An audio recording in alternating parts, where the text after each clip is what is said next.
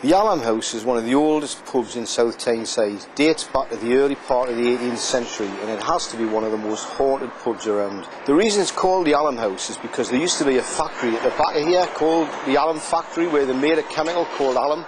And at the end of the day, the workers would come in and they'd be extremely dry, and they would have a couple of pints at the bar, have a chat, talk with their mates, and just relax at the end of the working day.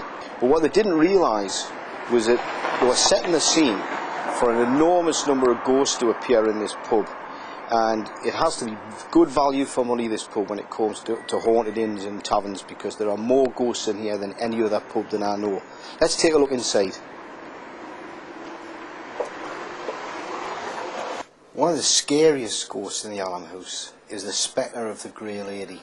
Let me tell you a story about this. Some years ago, a barman was actually using the ladies' loo because the gents' loo was a little bit cold. And after he finished, he was washing his hands, and lo and behold, in the wash basin, right next to him, were a pair of disembodied arms, right, which looked as if they were wearing a long sort of flannel grey dress. And extraordinarily, these arms, these hands, were actually washing themselves in the basin. Naturally, he got quite afraid and he ran out, but he's not the only person who has seen the Grey Lady, right? Some people have seen all of her. And the weird thing is, right, there's actually a photograph hangs in the Allen House to this day of the Grey Lady. Problem is, nobody knows who she is on the photograph. When the ferry steamer was launched many, many years ago on Tyneside, there was a gathering, and there was a photograph taken of all the local politicians and hobnobs and their wives. And it's said that the Grey Lady is actually one of the people on this photograph. We don't know who she is, but she does inhabit the Allen House to this day and is known to frequent the ladies' loo. So if you're actually in there when you're visiting the Allen House, watch out.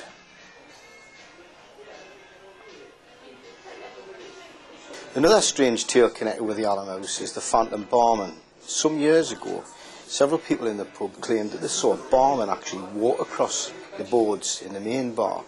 Very bespoke gentleman, pinstripe shirt, waistcoat, very Victorian looking. And he would walk back and forward across the bar. Nobody ever saw where he came from, nobody ever saw where he went. But around the same time, something very strange started to happen. Bottles of beer behind the bar started to fly off the shelves, and some of them even leapfrogged over the bar and ended up on the floor. So to prevent this, the landlord actually put some brass rails behind the bar across the shelves to stop the bottles coming out. After that, they would rattle, but they wouldn't fall on the floor. And those brass rails are still there to this day. Nobody's seen the Phantom Barman for a while, but I think he's still here personally.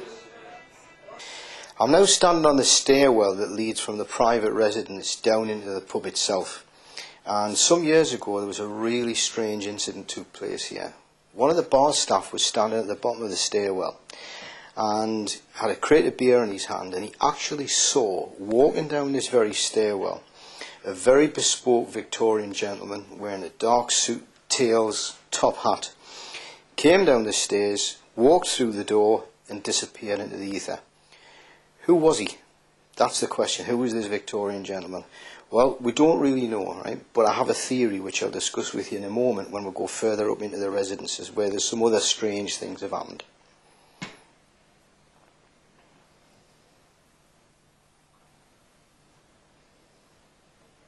This is the corridor in the main residence upstairs where the tenants live.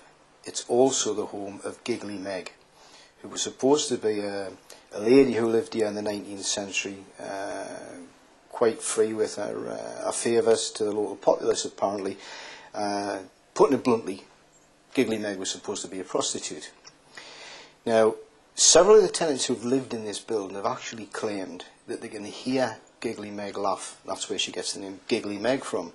But also, she's very unusual because Giggly Meg is a sulky. A sulky is an old Northumbrian type of ghost that you don't often see, but you will hear, and you will actually hear the silk dresses rubbing against each other. The silk dresses, she comes past you, hence the name Sulky.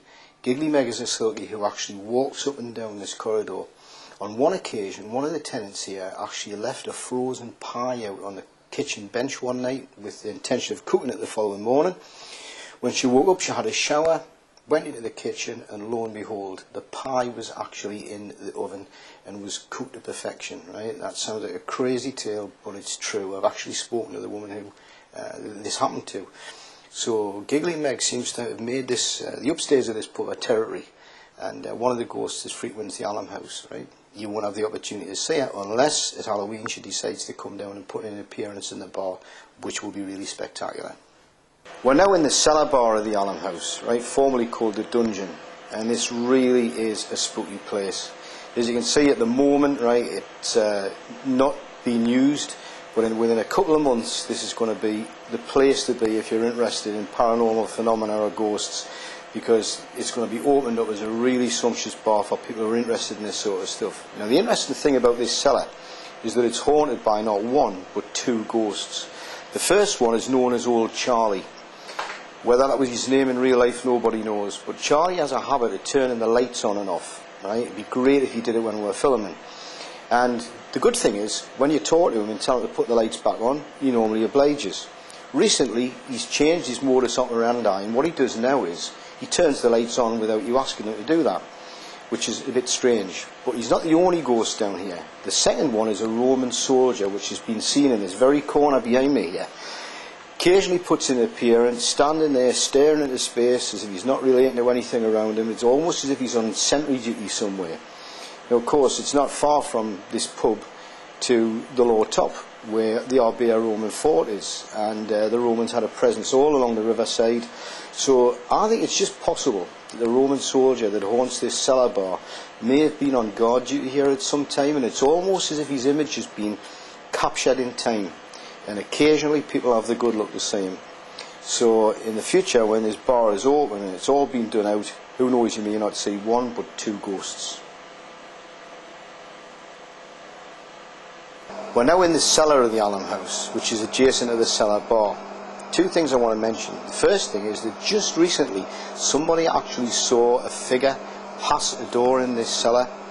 Thought it was somebody who was there. Nobody there. It looks like it was one of the Alum House ghosts. But the big thing I want to mention before we leave the Alum House is this.